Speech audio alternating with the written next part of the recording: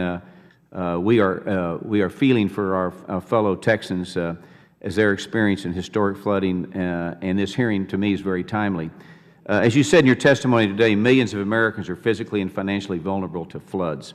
A week's worth of flooding in my district, quite frankly, has brought that statement very close to home.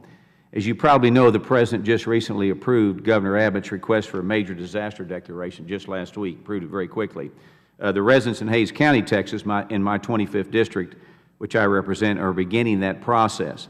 Now, it goes without saying, I have a vested interest to make sure we get it right and that we fix the problems we've discussed this afternoon. I will tell you, shortly after this, I called your FEMA office and talked to the regional director.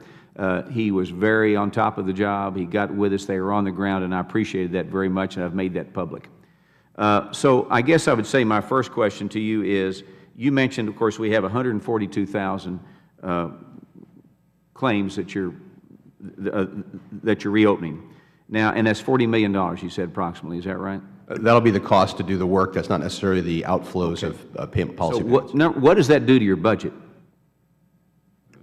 There's no impact, Congressman, on our borrowing authority or on our cash on hand. We have sufficient funds available on hand without having to borrow additional funds. But Sandy did strain your resources.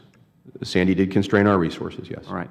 So back home, when I go back home to Texas, you're going to have plenty of room to help my Texans get done what need to be done, right? We have sufficient funding available right now to deal with the disasters in Texas and Oklahoma and elsewhere. And I would also just point out that we did extend the period to file proof of loss by an additional 6 months to give people space and time to do that. We know it's going to take them time to get back into their homes, and it's going to take time to find all the damage. So they'll have now up to 240 days in order to file their proof of loss, and that should help.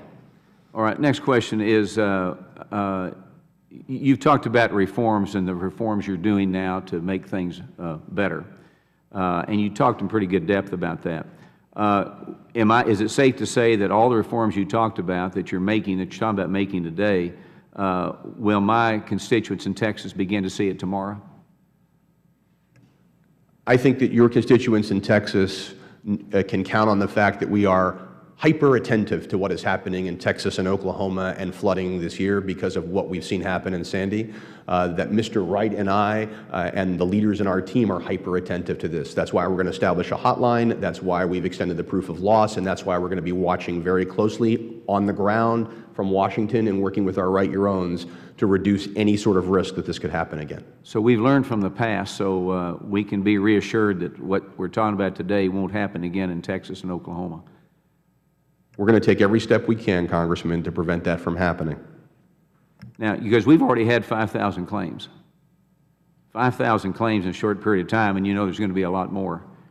So we really want to get it right. And so I guess, you know, I come from a retail background, and I think it's important that you, and I told your guys this when we talked last week, but please understand these people are customers. They're customers, and they need to be treated as such. And they deserve good, they deserve on-time service with very few hassles. And I hope all of your folks will understand that. You know, think retail and give them the opportunity to realize the benefits that they have coming to them and begin to get their lives back. Texans are resilient people, and they just kind of need to know the rules. But I hope we've remembered from what's happened so we won't see this happen again. But I do thank you for your service, and we'll look forward to working with your agency as we move forward to fix our needs back home in Texas. Mr. Chairman, I yield back.